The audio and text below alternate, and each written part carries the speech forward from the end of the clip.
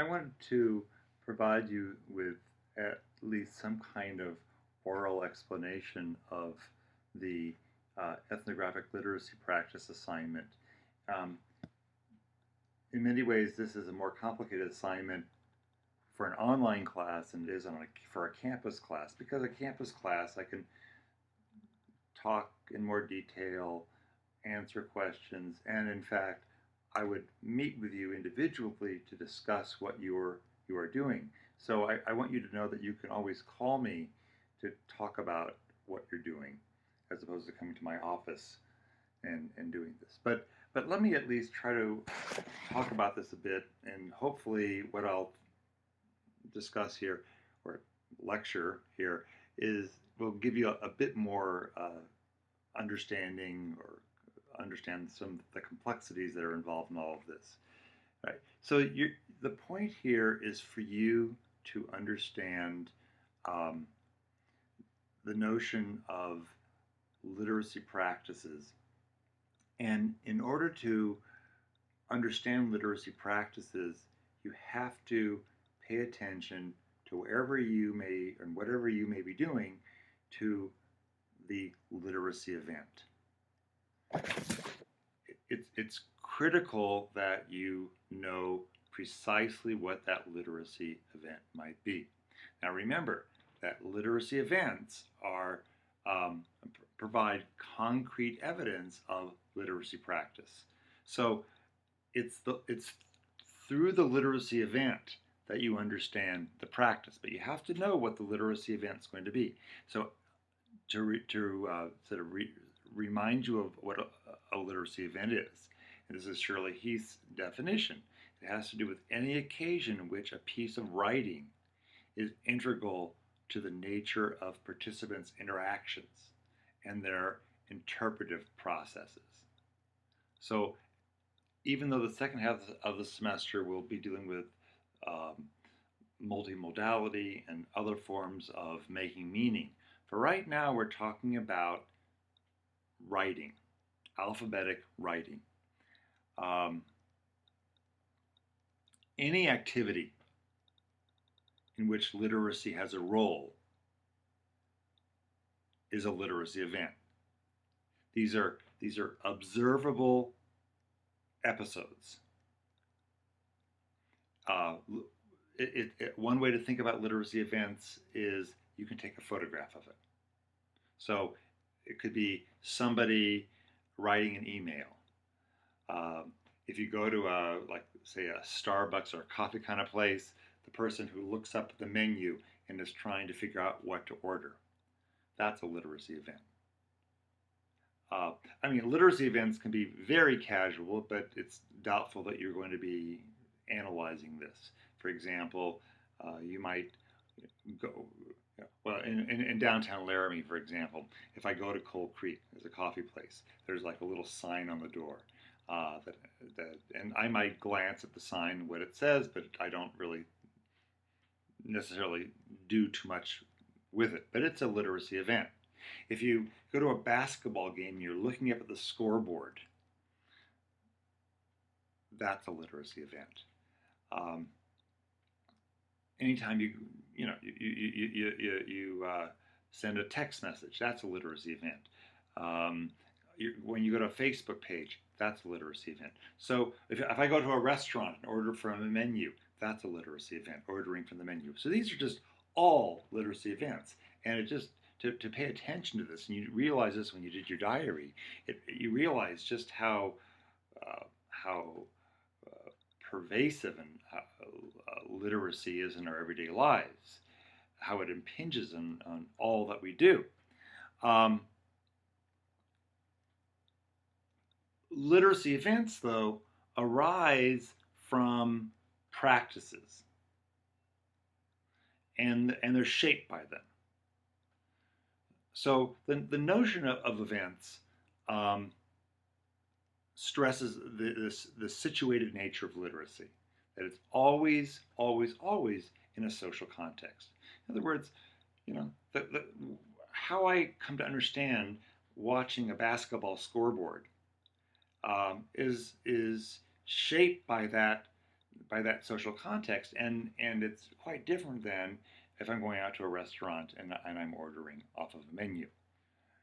Um, so it's important for you to make sure that you identify what that event is. And you just don't simply say it, but you describe it. Um, and it would be useful to describe how those events support your understanding of the literacy practice. So that's really what I'm going to be getting into now. So keep in mind that a literacy practice, when we talk about literacy practice versus events, literacy practices are not anything we can observe. They're general cultural ways of utilizing written language which people draw upon in their lives. Literacy practices, or the invisibility of the practices, is because they involve values, attitudes, feelings, social relationships, cultural understandings, implicit understandings that give breadth and texture and life to that literacy event. It's one thing to say, I'm going to write a letter to the editor of my newspaper, and you can photograph me doing this. But the practice involves me making a decision, for example, about the utensil I'm going to use to write the letter to the editor. In other words, I'll probably do this on my computer. I'm not going to do it with a pencil or with a crayon. So why do I choose the computer? Or even I might choose a typewriter if I didn't have a computer. Or if I didn't have a computer or a typewriter, I'd use a pen instead of a pencil. Because I understand culturally that a letter to the editor, in order for it to be taken seriously, has to be presented in such a way that suggests the seriousness. And a crayon or a pencil is not going to do that. That may seem silly to you, but that's an important piece of cultural understanding that makes that literacy practice that we can call writing letters to the editor it gives that texture. Same thing for thank you notes to people. You can photograph the literacy event of my writing a thank you note, but what gives that depth? What gives that depth is that I've chosen perhaps a special card versus just a piece of paper like this. That I've chosen a pen, that I make sure that my penmanship is very careful. These are all pieces that we understand. But how do we understand that? We understand that because we grew up for those of us who grew up in that kind of environment, we came to know this in certain kinds of way because we observed it, we heard about it, or maybe our parents nagged us. I don't know how you or I know these things, and that's some of the challenge of understanding this stuff and trying to understand the literacy practices is you have to ask people about this, and people don't always know why they do what they do. That's the challenge anthropologists have when they go anywhere. People do things, but they don't think about why they do them. They just do them. And it becomes our job to figure them out. So what I've tried to lay out for you are some principles of ethnography that will help you think about the literacy practice. But you got to start out with the event and knowing what that event is. And you can look at the handout that I gave you. I gave you some suggestions about where does it take place, what's happening, how is the entire site organized. Because it might be useful to know, for example, how the menu above when you go in to order, say, at a fast food restaurant. I mean, the fact that we go to fast food restaurants like Subway or McDonald's or whatever, and the menu is above us, has something to do with how the nature of the site itself and how that site is organized. but you have to see who's involved in the event. Because, the ordering of, say, a Big Mac at McDonald's, if that's a literacy event, it's not just me that's involved, it's the person perhaps who's taking the order. But there may be other people who are involved in this event, and you have to make that determination. Sometimes, you have to think about this. And I'll leave this up to you, but if I order something at some kind of restaurant, and that order is sent electronically to the person making it, that you might want to think about that person as being involved in the literacy event. So it's not as simple as that one person. If one person is involved, that one person doing it. Again, the letter to the editor, the literacy event would be obviously me or whoever it is writing it, but there's also another person who's going to be reading it. So you have to think about that dynamic. Obviously, and I'm just looking down the list now that you have to think about the texts that are part of the activity. What are the salient texts? But also, and this is an important question that you have to think about, what assumptions have the text authors made about its prospective readers? Here's an example. On a menu in a restaurant, in some restaurants at least, you have a section of that, you have a list of all, menus are divided up into sections usually. But there's oftentimes at some restaurants, I say a place like Applebee's, a section of menu options that are like considered low calorie or low fat or heart healthy, have all these sort of terms for them. Well, there's an assumption on the part of the Applebee's organization and the people who create these menus that there are going to be people who come to Applebee's who want to consider low calorie options. So you have to think about that as an assumption on the part of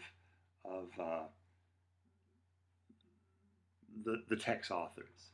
I mean, I'm using, to use the letter to the editor example, I have to think about when I write my letter, it's just not a matter of I'm writing this letter for myself.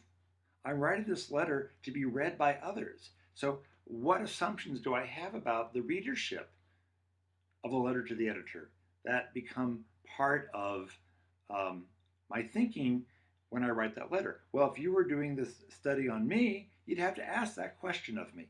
You'd have to interview me. And you'll have to interview people for this because you can't really get at the practice unless you talk to people about this kind of stuff.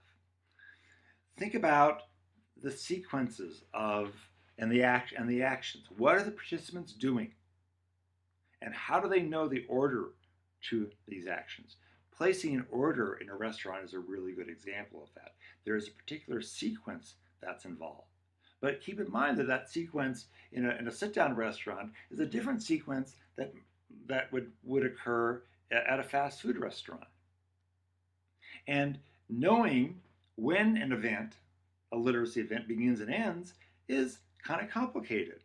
So if I consider the literacy event of ordering my food off the menu at McDonald's the event, well, maybe it ends after I've paid, or maybe we might want to think about the event not ending until I've got my food, and I want to make sure that what I actually ordered off the menu matches what the food is. This is what you have to think about. I'm not telling you what to do here, but it's what you have to think about in terms of analyzing what's going on. It could be, in fact, the event begins even before you walked into McDonald's, because you may be talking with your friend about what it is that you had planned to order. And suddenly you walk in there and you realize, oh my gosh, McDonald's is now offering the new McRib, and I'm going to change my order. So yeah, think about these things. Just think about these things. There are rules in literacy events. And a lot of those rules are, I mean, some of them are explicit rules, some of them are implicit rules. One, for example, coming back to the fast food restaurant, one implicit rule, which I think is kind of interesting to think about, is the fact that when I get up to the register to order, there is an implicit recognition that, or there is implicit understanding rather, that I have to make my order in a very efficient, quick process. Right? I have to know right there. Now, this is in contrast to a sit-down restaurant where that's not the case, where the server might say, yeah, take your time. I'll be back. I'll get you a drink. Take your time. So how we come to understand these implicit rules for any literacy event is really interesting, and sometimes we don't know why, again. But we try to figure out, at least for in this situation, you have to figure out what it is that people are doing that they don't even realize they understand. I mean, there are rules about who can say what to who. I remember going to a sit-down restaurant, and I ordered a Diet Coke, and I finished it, and I was waiting for the waiter to come and ask if I could to refill the glass, and he didn't come. I was waiting. Well, I finally got tired of waiting, and I stood up, took the glass, I brought it to the bar, which is in the middle of the restaurant, and I said, you fill up my Diet Coke? I filled up my Diet Coke, I brought it back. The waiter came back and said, where'd you get that? I said, well, I just went to fill it up. You went to get it up by yourself? And he was really angry at me for doing this. Now, I had violated the rules. Now, as you know, in a fast food restaurant, you don't violate those rules. That's what you're expected to do. But that's an example of who's allowed to say or do what and when. Ultimately, you have to collect all of this data. This is the most important stuff right now for you to get for this week. You got to identify the literacy event. You've got to figure out, look at the setting, the participants, the text, the actions, the rules. Okay. Now, eventually, meaning the week after next, you're going to start making interpretations of this. Ultimately, you're going to also try to contextualize this in terms of context. And on the handout, I say to you, how might we situate this event in historical and geographical nature? Well, here's an example of that. There are, it's interesting that just over the summer, they opened a freestanding Starbucks in Laramie. Now there's a little one of those little ones in Safeway and Albertsons, and there are a couple of coffee places, but there's never been a freestanding Starbucks. It's interesting to think about the history of Laramie and how Laramie, 20 years ago, I mean, can you imagine a place like Laramie 20 years ago having a Starbucks? Why, what would have, I can't imagine it. I mean, what precluded that? What kind of culture did Laramie have 20 years ago? Okay, how have things changed? What's interesting about this particular Starbucks, by the way, is that if you know Laramie at all, it's located sort of more towards the sort of commercial businesses on Grand Avenue. It's not near the university. It's not in the downtown area. And when I say commercial, I mean sort of chain. So it's next to a Burger King. It's across from a McDonald's near Albertsons, as opposed to some of the downtown places that are clearly independently owned and operated. Why is that? What is the history? What does that say about the geography of Laramie? What does it say about how is that informed by forces operating elsewhere? What other histories are there involved? So obviously, practices have changed over time. we have to try to think about that for this practice. Ultimately, your job is to figure out what it means to be literate in the practice that you are analyzing.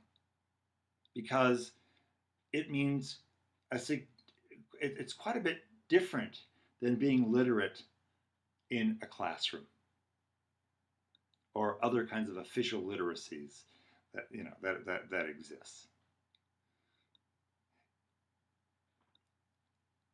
And how we define what literacy is and what it means to be literate, let me put it this way: how we define what literacy is determines who we determine who is and who isn't literate. So it's entirely possible to be extraordinarily literate in a particular kind of practice, but not literate in another kind of practice. And we see this all the time with kids in school. All the time. Because we define literacy and who is literate in such a limited way, in such a narrow way in school. It usually has to do with storybook literacy. But what we find are children who are literate in many ways when we look at how they engage in social practices outside of school. So I hope this has been a little bit helpful. You are free to call me if you want, 307-760-6720. But I want you to get this posted this week, at least your preliminary information. The setting, the participants, the text, the actions, and the rules. Even if just answering these questions, trying to summarize that information for our blog.